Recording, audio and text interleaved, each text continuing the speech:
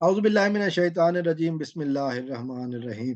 دوستو السلام علیکم۔ اس ویڈیو میں ایک دفعہ پھر بات کروں گا ریاست پاکستان ورسز ظہیر احمد کیس کی، اور آج میں کچھ سوالات سامنے رکھنے کی جرات کروں گا اور کوشش کروں گا کہ یہ سوالات جو ہے نا وہ دیکھیں کہ ان کے سوالات کے جوابات کب ملتے ہیں۔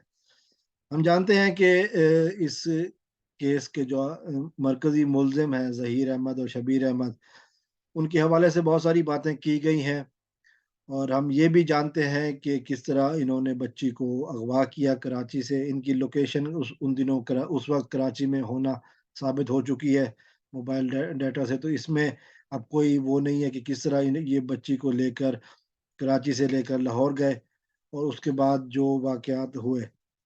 پھر ہم نے یہ بھی دیکھا تھا کہ بہت شروع میں انہوں نے کہا تھا کہ جی ان کا بحریہ میں ایک پلاٹ ہے، یتیم بچے ہیں، ماں ان کی پنجاب یونیورسٹی میں چھوٹی سی ملازمت کرتی ہے نائب قاصد کی، اور باپ نہیں ہے، اور بھائی بھی جو ہے نا وہ پنجاب یونیورسٹی میں کوئی ایک کلرک کی جاب کرتا ہے۔ اس کے بعد یہ بھی انہوں نے کہا گیا کہ جی بحریہ ٹاؤن میں ان کا ایک پلاٹ تھا جو ظہیر کا تھا اور ظہیر نے بیچا تھا۔ وہ ظاہر ہے وہ جو بتائی گئی تھی قیمت وہ تھی 60 لاکھ روپے۔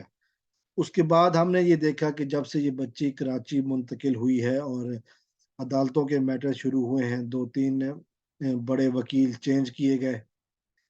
اس کے بعد ہم نے یہ بھی دیکھا کہ وکیلوں کے جو خرچے تھے وہ بھی ادا کیے گئے۔ کسی وکیل نے یہ نہیں کہا کہ اس کو خرچہ نہیں ملا، اور وکیل اس وقت چینج کیا جاتا ہے جب کوئی اہم ہیئرنگ ہو، تاکہ یہ کہا جائے کہ ہمیں پیپر نہیں ملے اور ہم نے اگلی تاریخ لینی ہے۔ سوال یہ ہے کہ یہ وکیلوں کے خرچے کون پورے کر رہا ہے؟ سوال یہ ہے کہ نور بی بی جو اس وقت مفرور ہے، جس کو عدالت نے اشتہاری قرار دیا ہوا ہے، ظاہر ہے وہ جاب پہ تو نہیں ہے، پنجاب یونیورسٹی سرکاری ادارہ ہے، سرکاری وہ نوکری پر تو نہیں ہے۔ پھر یہ جو بچے اس وقت کراچی میں رہ رہے ہیں، ان کی خرچے کون پورے کر رہا ہے؟ کون ہے جو اس گروہ کی فنڈنگ کر رہا ہے؟ کون ہے جو اس گروہ کی پش پناہی کر رہا ہے؟ یہ سارے سوالات ہیں۔ پھر سوشل میڈیا پر جو کام کیا جا رہا ہے زنیرہ ماہم اور آئی ڈی ملک وغیرہ کو، تو ظاہر ہے وہ تو اپنے یوٹیوب کے حوالے سے پیسے کما رہے ہیں، کیا ان کا کوئی تعلق ہے اس کیس سے؟ ان سے فنڈنگ لی جا رہی ہے؟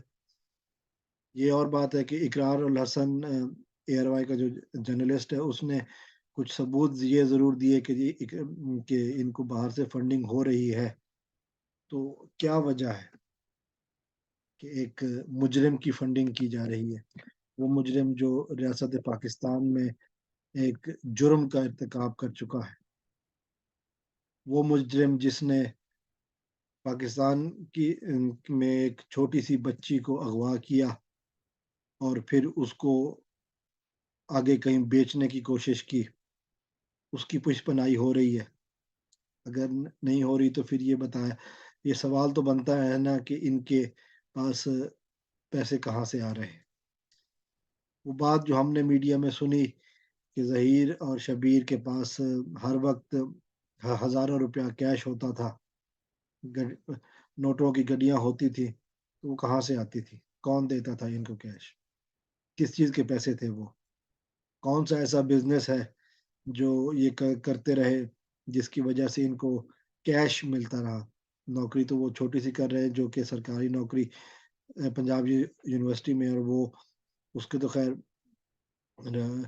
پیسے بینک اکاؤنٹ میں آتے ہیں، لیکن ایسا کون سا بزنس ہے جو کہ ابھی تک چل رہا ہے اور ان کو فنڈنگ کر رہا ہے؟ یہ سارے وہ سوالات ہیں جو کہ بہت سارے اہم سوالات کے ساتھ یہ بھی جوڑنے چاہیے کہ وہ کون ہے جو ان کی فنڈنگ کر رہا ہے، جو کون ہے جو ان کے پس پردہ ہے، جو ابھی تک ان کو وکیلوں کے پیسے پورے کر رہا ہے، ان کے لیگل کاسٹ پوری کر رہا ہے۔ ظاہر ہے کراچی میں جہاں یہ رہتے ہیں ان کے خرچے بھی پورے کیے جا رہے ہیں، تو آخر کون ہے وہ؟ جس طرح کر عدالتوں میں یہ ملزم آتا ہے اور اس نے जो कपड़े पहने होते हैं वो आम आदमी की पहुँच के कपड़े नहीं हैं। फिर कौन है वो जो इनको मुसलसल सपोर्ट कर रहा है? ये पैसे कहाँ से आ रहे हैं और क्यों आ रहे हैं?